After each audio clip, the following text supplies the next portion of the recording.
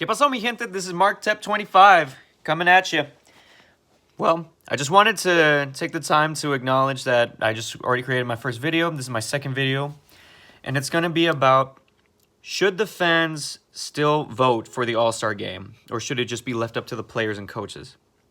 And also the emergence of Luka Doncic, and why I was probably wrong that he shouldn't be in the All-Star game. Well, first off, I just want to start by saying, it's really nice to be doing this, something different, something new. And as far as the All-Star game lately, I've been looking at NBA Twitter, and everyone has their opinions on who should be, who shouldn't be in the All-Star game. And here's the thing. I'm not trying to discredit a fan's view, but a lot of times they do some stuff that is extremely ridiculous. And people are going to call me a hater, and that's fine, but I really don't think Kobe Bryant should have been in the All-Star game that last year of his career. I don't think he put stats that were good enough for him to be in. And it led to snubs, like people that were really deserving, like Damian Lillard. He didn't get to be part of that. And he was putting up some really good stats.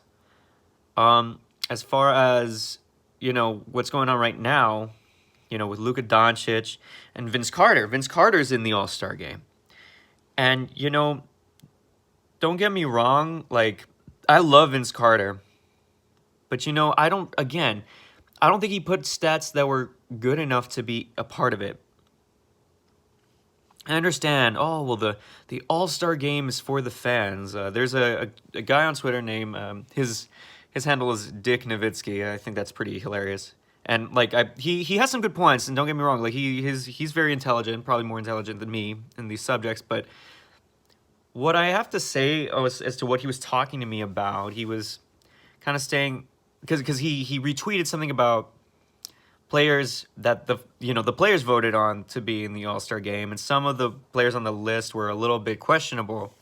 And he's all like, "God, the players shouldn't vote. This is garbage." And it's just like, okay, but is the fan voting any better? Because again, you have people like Vince Carter in there who has no business being in there. Yeah, they're doing it for mainly nostalgia purposes and, it's his last year. But by that logic, wouldn't Dirk Nowitzki be in there? Why didn't people vote for him? It's possibly his last year too. So I just don't agree with the logic there. And that's why I was not a fan of them voting Luka Doncic in the All-Star game, because of the fact that, he's a rookie, and not to say that rookies haven't been voted into the All-Star game before, but it just seemed a little too early, and I'll explain the reasonings why at first I really didn't think he deserved to be in it. But again, it's like, I think the fans sometimes can be a little bit ridiculous as to who is in the All-Star game, and then again, it leaves people out like Rudy Gobert. Rudy Gobert should have been in there, but he's not.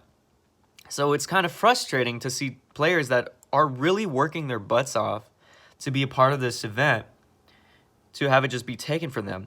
And then, in a small sense, it kind of dilutes the acknowledgement, the award of as being an all-star, It kind of, cheapens it.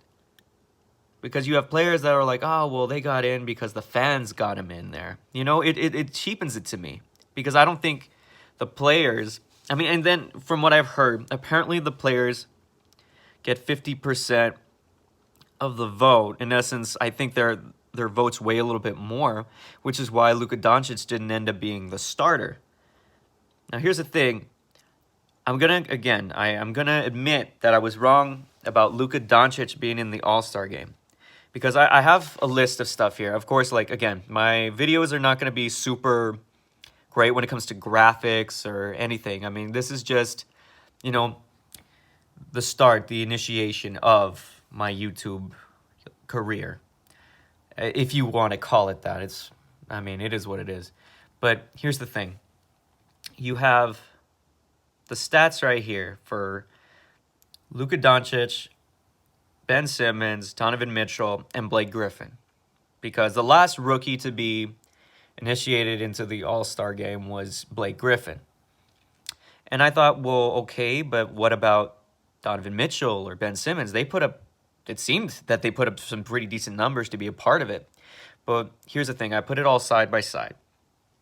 Doncic right now, as it stands today, has 19.9 points, 5.3 assists per game, field goal percentage is 42.8%, and again, this is all per game, 6.8 rebounds, 1.2 steals, uh,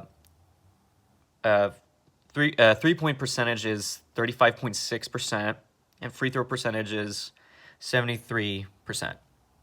Those are pretty decent numbers. I mean, some people might say, oh, those are really great. And yeah, they are pretty great for a rookie.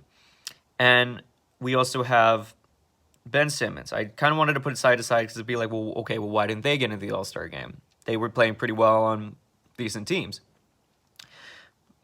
Like, I kind of felt that Ben Simmons had a case, but you know what? It's not starting to look that way now that I'm looking at it.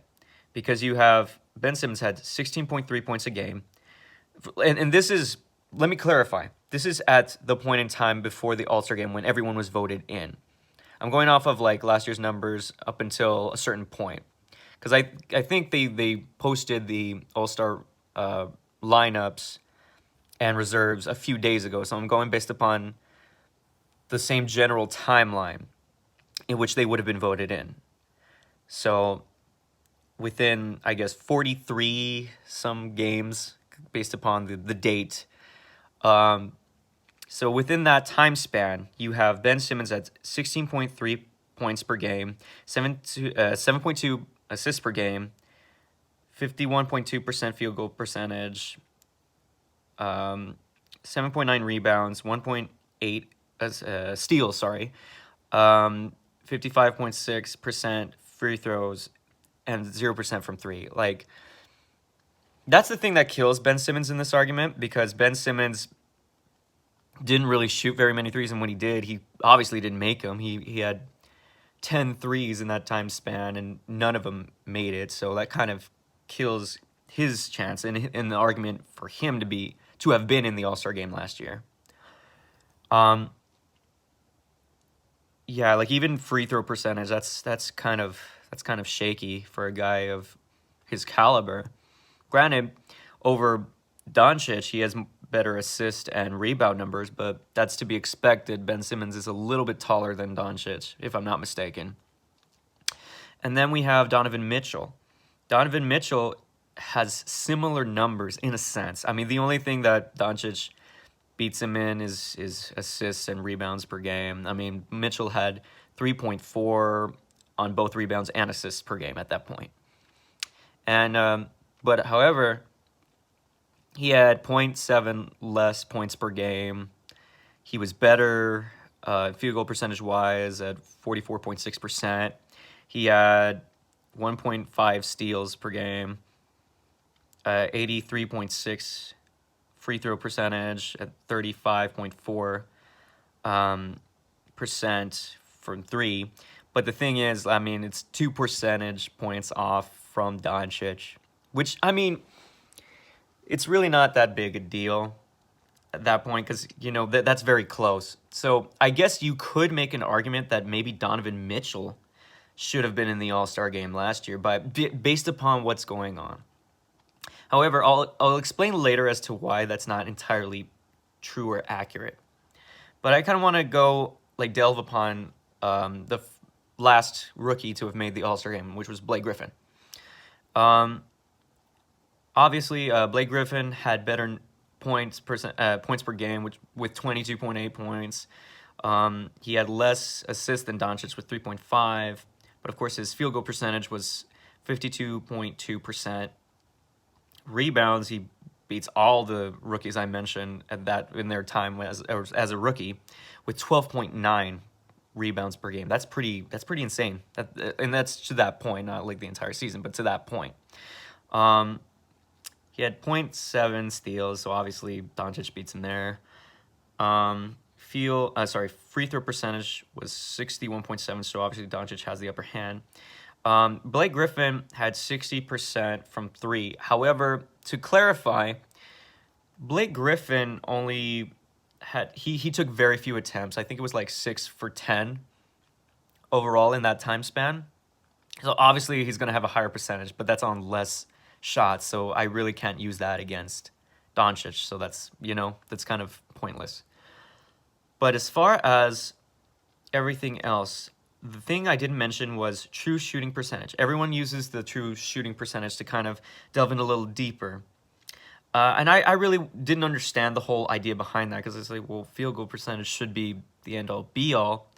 But as I watched YouTubers like Dom2K and B-Souls, they kind of shed some light on how to really read into that to be more accurate in your assessment and to give stats more context.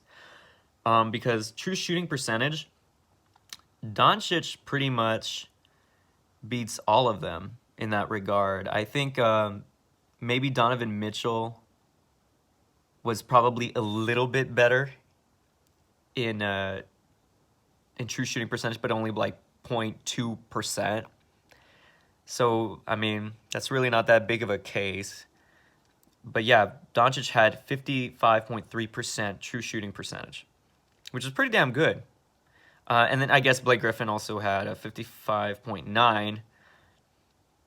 But, considering that the type of player Blake Griffin is and the position he played, obviously he's going to have a little bit higher percentages based upon, him playing at the rim a lot more. And as I say, he didn't take as many threes as Doncic. And I'm not sure how fair of an assessment that is, but take it as you will. I mean, and you can correct me if I'm wrong in the comments. But also we have to look at the records at that point. Because, I tried to make it like, oh, well, because here's my opinion, and people can take it as they will. I feel stats really don't matter if it doesn't equate to wins. And to be honest with you, the Mavericks have been on quite a slump as of late, partially because of the whole Dennis Smith thing and Harrison Barnes taking errant shots, Wesley Matthews as well. And yeah, that is what it is. Blake Griffin, Donovan Mitchell, and Ben Simmons, their records were not as good. I guess the Sixers' record that year was a little bit better by that point at 22 and 21. 22 wins, 21 losses. But Doncic's team, I guess, had 5 more losses than Ben Simmons' team. So that's why, I guess, in a sense, I kind of felt that Ben Simmons had a case. But overall, the stats don't really... they don't really defend his case. But that's what I see there. And then Donovan Mitchell's team, the Jazz, was 17 and 28 by that point, and the Clippers by that point were 17 and 27 by that point. So obviously, Luka Doncic led the team to more wins than I had anticipated and I had seen. And don't get me wrong, Luka Doncic is an amazing player. And I guess the part of the reason why I didn't feel he should be part of the All-Star game is because he has a lot of issues to his game as well. I know it shows that he has 35.6 three-point percentage, which is, I guess, it's not horrible. But in these past few games that I've looked at his stats, I mean, he's been just chucking up threes, and that's not good. But then again, you can't really blame that solely on Doncic. Harrison Barnes and Wesley Matthews have been doing pretty much the same thing. They're just jacking up threes. They're not spreading the ball around. They're just, they're trying to take it into their own hands, but they're being selfish and they're not helping their team. And the loss of JJ Barea didn't help, and Dennis Smith Jr. being out didn't help. And I might do another video on, well, not another video. I haven't done it yet. I might do a video on Dennis Smith Jr., and, that whole issue, and I really felt it shouldn't have happened. And, yeah, as I stated, in another video I'll explain as to why that was ridiculous. But, yeah, in general, Luka Doncic had better numbers than I had originally thought. I did a little more research on it, and I can definitely say Luka Doncic definitely deserves to be in the All-Star team. Now, whether he deserved to be a starter is a different story. And that's why I kind of didn't like the whole fan vote thing, because he was second in fan voting in the West. And I think that's a little ridiculous. I mean, you have people like Kevin Durant, and everyone's going to hate on Kevin Durant. Oh, he has a super team and blah, blah, blah. And I get it. But, you know, the stats don't lie according to you all. So definitely Kevin Durant deserved to be the starter. In my opinion, he deserved to be the starter. But see, again, you have people like Rudy Gobert that should have been in the All-Star game in general. Whether he deserved it over anyone else that's up for debate. But in my opinion, like, yeah, Luka Doncic definitely deserves to be in the All-Star game as a rookie, even though the winning percentage or the winning shares is not up to par with what I deem as acceptable for an All-Star game. But again, who am I to deem that?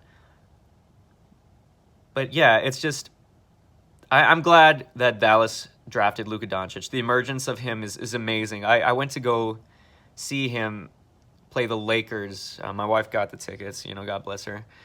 We went to go see him, and of course, this is when LeBron was injured, so you can take that game as you will. Whether, oh, well, if LeBron was there, they would have totally beat them up and whatever. But Luka Doncic, he had really great moments. Like, his passing is amazing, but then again, there were some moments where he was just throwing it away. So, and of course, with time, that's going to improve. I mean, he can only improve. And, you know, again, his three was not hitting, and his floater wasn't hitting in that game at times. But, you know, I think he's already established himself as a really amazing player.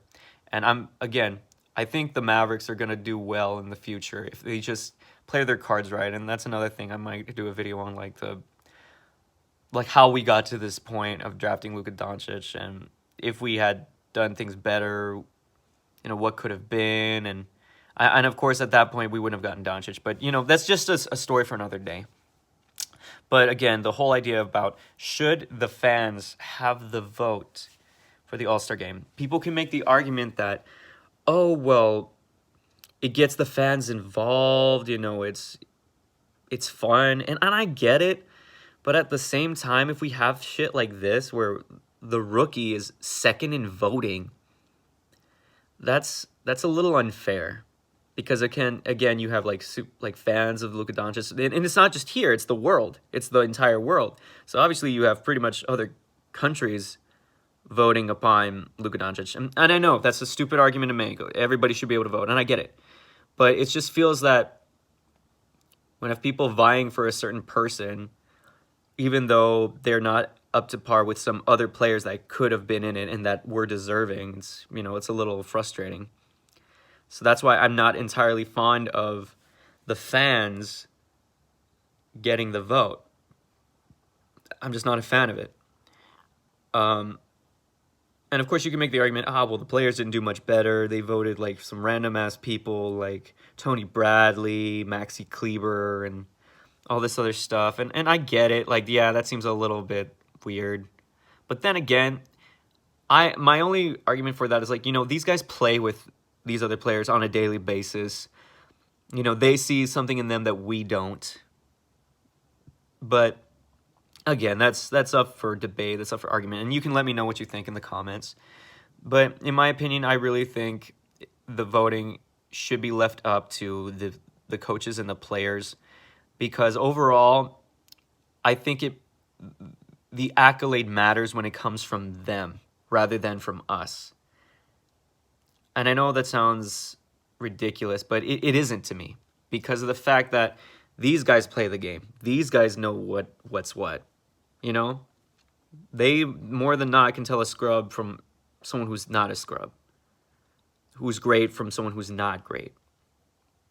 And yeah, we can use the advanced analytics to maybe prove otherwise. But again, I definitely trust their judgment because they play the game a little bit more than us, the fans. And there's a B-Souls video that kind of disputes that. And yeah, you can look into that. And yeah, he makes some good points about that. But that's just my opinion. Let me know what you think in the comments. Hasta la próxima. Laters, guys.